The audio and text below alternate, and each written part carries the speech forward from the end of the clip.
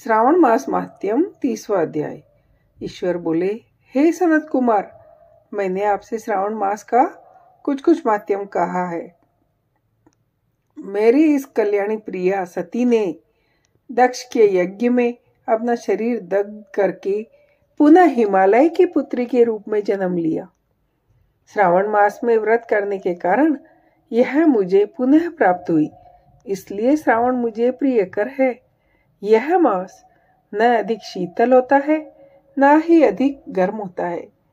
राजा को चाहिए कि श्रावण मास में श्रोताग्नि से निर्मित श्वेत भस्म से अपने संपूर्ण शरीर को उद्दुलित करके जल से आर्द्र भस्म के साथ मस्तक, नाभि, वक्षस्थल, दोनों बाहु, कोहनी, कंठ, कलाई, सर, पीठ इन 12 स्थानों में त्रिपुर्ण धारण करे और मंत्रों से या षडाक्षर मंत्र से ओम नमः शिवाय द्वारा शरीर को सुशोभित करे।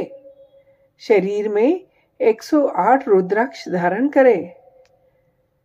इस प्रकार करके मेरा पूजन पंचाक्षर मंत्र का जप करे। हे विप्रेंद्र, श्रावण मास में जो ऐसा करता है वह मेरा ही स्वरूप है, इसमें संदेह नहीं। इस मास को मेरा अत्यंत प्रिय जानकर केशव की तथा मेरी पूजा करनी चाहिए।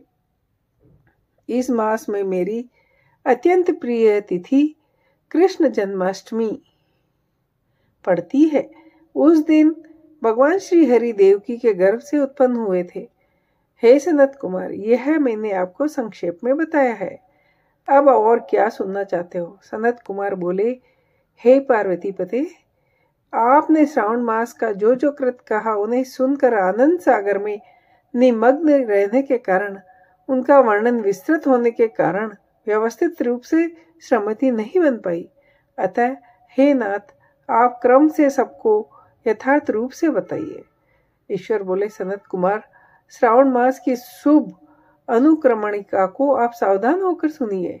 सर्वप्रथम शौनक का प्रश्न, तत्पश्चात सूत जी का उत्तर, श्रोता के गुण, आपके प्रश्न, श्रावण की व्युत्पत्ति, उसकी स्तुति, पुनः हे मनु, आपका विस्तृत प्रश्न, इसके बाद नाम कथन सहित आपके द्वारा की गई मेरी स्तुति, फिर क्रम से उद्देश्य पूर्वक मेरा उत्तर, पुनः आपका विशेष प्रश्न, उसके बाद नक्त व्रत की विधि, रुद्राभिषेक कथन, इसके बाद लक्ष्य पूजा विधि, दीप दान, फिर किसी प्रिय वस्तु का परित्याग, पुनः रुद्राभिषेक करने तथा पंचामृत ग्रहण करने से प्राप्त होने वाला फल, पृथ्वी पर शयन करना तथा मौन व्रत धारण करने का फल, तत्पश्चात मासोपवास में धारणा पारणा की विधि, इसके बाद सोमाख्यान में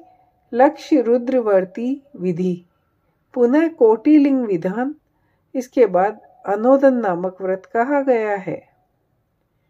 इसी व्रत में हविष्यान ग्रहण, पत्तल पर भोजन करना, शाक त्याग, भूमि पर शयन, प्रातः स्नान और दम तथा शम का वर्णन, उसके बाद लिंगों में पूजा जप का फल, उसके बाद प्रदक्षिणा, नमस्कार, वेद पारायण, पुरुष सूक्त की विधि, इसके बाद गृह यज्ञ की विधि, रवि सोम मंगल के व्रत का विस्तार पूर्वक वर्णन, पुनः बुध गुरु का व्रत, इसके बाद शुक्रवार के दिन जीवंतिका का व्रत, शनिवार को नरसिंह शनि वायुदेव और अश्वत्थ का पूजन, ये सब कहे हैं।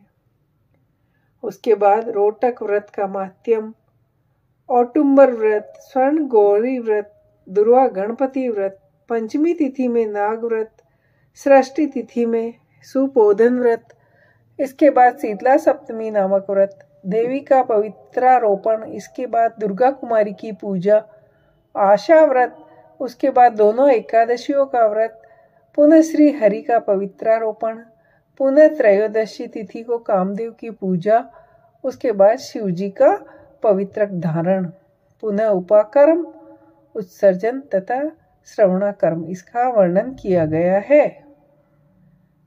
इसके बाद सर्पबलि, हयग्रीव जन्मोत्सव, सभादीप, रक्षाबंधन, संकट नाशन व्रत, कृष्ण जन्माष्टमी व्रत, उसकी कथा, पिठोर नामक व्रत, पोला नामक वृष व्रत, कुश ग्रहण, नदियों का रजोधर्म, सिंह संक्रमण में गो प्रसव होने पर उसकी शांति,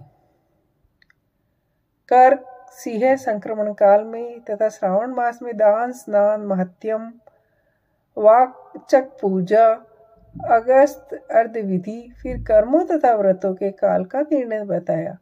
जो श्रावण मास महत्यम का पाठ करता है या इसका श्रवण करता है वह इस मास में किए गए व्रतों का फल प्राप्त करता है। हे सनत कुमार, आप इस शुभ अनुक्रम को अपने हृदय में धारण कर लीजिए। सूत जी बोले, हे शौनक, शिवजी के अमृतमय इस उत्तम वचन को अपने कर्णपुट से पान करके सनत कुमार आनंदित हुए। श्रावण मास की स्तुति करते हुए हृदय में शिवजी का स्मरण करते हुए वे देवशी श्रेष्ठ सनत कुमार शंकर जी से आज्ञा लेकर चले गए। जिस किसी के समक्ष इस अत्यंत श्रेष्ठ रहस्य को प्रकाशित नहीं करना चाहिए, हे प्रभु, आपकी योग्यता देखकर ही मैंने इसे आपसे कहा है। इस प्रकार श्री स्कंद पुराण के अंतर्गत ईश्वर सनत कुमार संवाद में श्रावण मास महात्म्य में अनुक्रमणिका कथन नामक 30वां अध्याय पूरा हुआ। जय हो। श्रावण मास महात्म्य संपूर्ण।